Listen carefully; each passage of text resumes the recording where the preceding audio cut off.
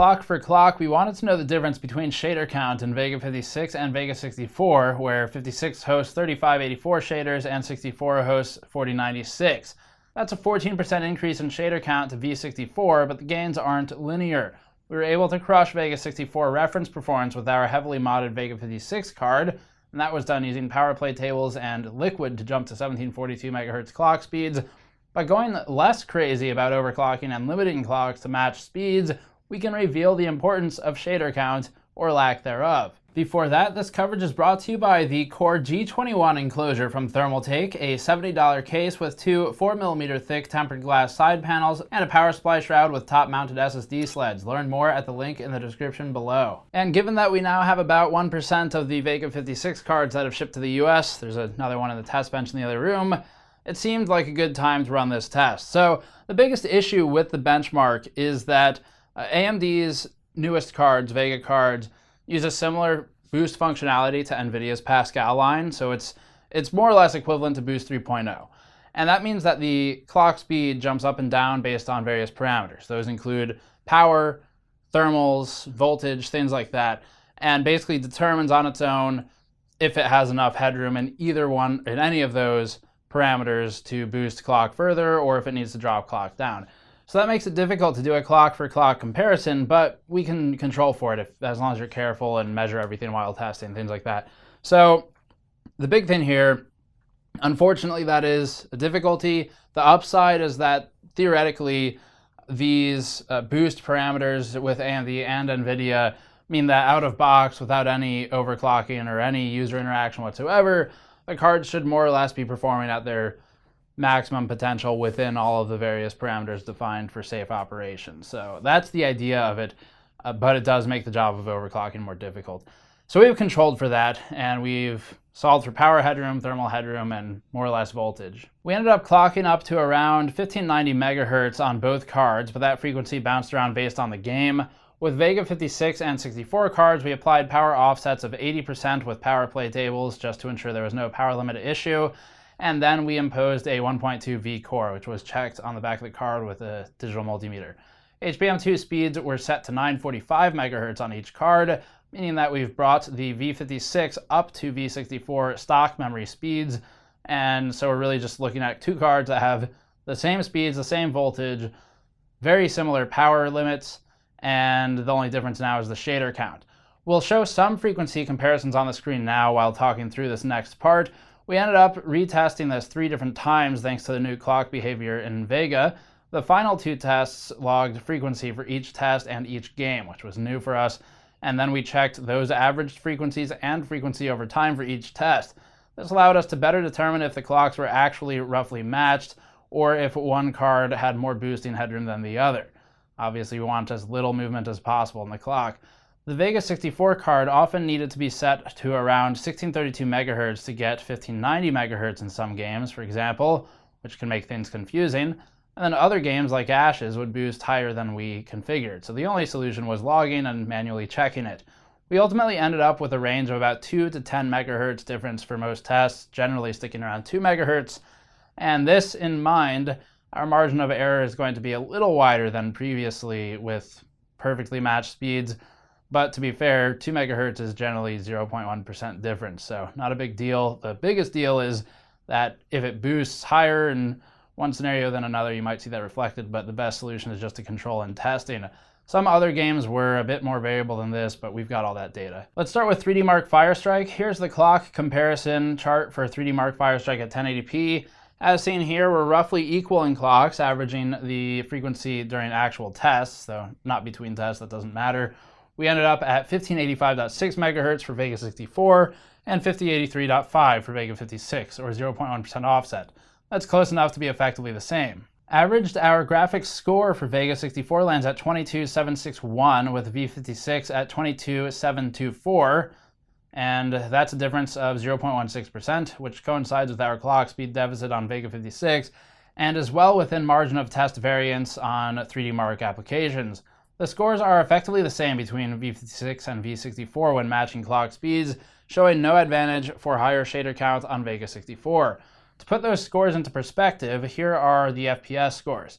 111.3 for Vega 64, 111.27 for Vega 56, looking at GT1. GT2 puts us at 89.09 and 88.85 for 64 and 56 respectively, though it doesn't really matter which order they are at this point. Just to make sure there's not some major advantage in higher resolutions, we tested a few games at both 1080p and 4K. Here's the clock chart for For Honor, where we see effectively equal clocks. The average clock for Vega 64 was 1578.5 MHz, with Vega 56 at 1580.4 MHz, sticking to our 0.1% difference. At 4K, we fall within our error margins and test-to-test variance. Vega 56 technically plots higher, but this is a statistically insignificant difference. That lead could just be because Vega 56 happened to hit a higher clock in a more abusive scene, or maybe something slightly different happened on screen during that particular test pass. There's no statistically significant difference in For Honor at 4K between these two cards when they are clock matched. At 1080p, we see similarly insignificant differences. We're at roughly 137 FPS average for each GPU. The shaders provide no clear advantage in any of our three measured metrics. Hellblade at 4K and very high had both the Vega 56 and Vega 64 cards at around 34 FPS average, with lows similarly matched. In this particular test, there is not an advantage from increased shader count from the way we tested or measured. At 1080p, we see the same. We're at about 81 FPS average for each GPU, so once again, no real difference from the shader count. Ashes of the Singularity with DX12 and GPU-focused testing lands an average V64 frequency of 1600.6 MHz, with V56 averaging 1598.9 MHz, so about one different, close enough. Measured performance has Vega 64 at 58 FPS average, with Vega 56 at 56.7 FPS average. This is close enough to be within our error tolerances for this particular test, especially because Ashes does kind of jump around a bit in frame rate. Lows are largely the same, so no real difference here. Ghost Recon Wildlands at 4K had Vega 56 and 64 both operating at 42 FPS average, with lows between 37 and 38 1%, and roughly between 36 and 37 FPS 0.1% lows. 1080p wasn't much different. We saw largely the same performance once again with this test as with all the others. There might be applications where the shader difference is more noticeable, but it's not in any of these games. Maybe in some kind of production application or something we didn't test. There's a possibility there's a bigger advantage there. But for the games we've tested, which serve as an analog for all games, hopefully, although there are always outliers, we controlled for frequency on the core, controlled for frequency on HBM, controlled for thermals, for power target, controlled for voltages, and checked carefully on the back of the card. And performance in gaming is effectively the same once we equalize for all of those things, and we only have the one difference being shader count or CU count if you prefer. So this further sort of puts the nail in the coffin for Vega 64 for gaming. As we've said since the start, Vega 56 is more or less, well, so here's the thing. With the pricing situation now, what I'm going to do is, rather than reference any specific price numbers, we're going to just reference them relative to each other.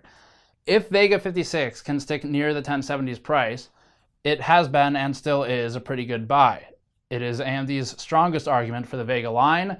56 competes rather directly with the 1070, where 64 just doesn't make a lot of sense in terms of value. And the biggest downside is the boosted power consumption on 56 versus the 1070. So if that's not a concern to you, there's not a lot of a downside there. If you are looking at overclocking, 56 definitely is worth buying over 64. There's one potential downside, which is that there might be a case where Vega 56 is a lower bin of HBM than 64. In that case, you would be more limited. But so far, I've only heard of one card personally that can't reach 945 megahertz HBM2 speed, and that one was hitting 930. But in theory, you should be okay. With the ones we've tested, it boosts high enough with an overclock. Maybe not as high as 64, but it's still pretty good. And either way, you can hit 64 performance, ignoring the shader difference with gaming that we've tested. So looking good there. The only real reason Vega 56 would underperform versus Vega 64 is the power limit. 56 comes with a lower TDP allowance in its stock BIOS than Vega 64, which is AMD's way of limiting the power permitted to the core and HBM and everything. So your overclocks will be more limited on 56 than 64. However, that can be solved. You can solve it with a registry table or as we've recently learned, you can solve it by flashing a V64 Air BIOS onto a V56. And as long as you don't modify that BIOS, it'll work. It won't work if you make any modifications. It won't work if you take VFE, but 64 on 56 works. And the most critical thing there is that it unlocks a higher power limit, so you can do everything you want to do with 56 within whatever silicon lottery may apply. So as for the shaders, it looks like there's not a big difference in the games we've tested. Again, there might be an application where it matters, but it's not in these games. And these games largely serve as an analog for other games. So fair to say, Vega 56 remains a far better buy than Vega 64 and remains competitive with a 1070, particularly if you actually tap into its overclocking headroom and start doing some modding. So as always, thank you for watching. You go to patreon.com/gamersnexus to help us out directly, or gamersnexus.net for the full article. Subscribe for more. We'll see you all next time.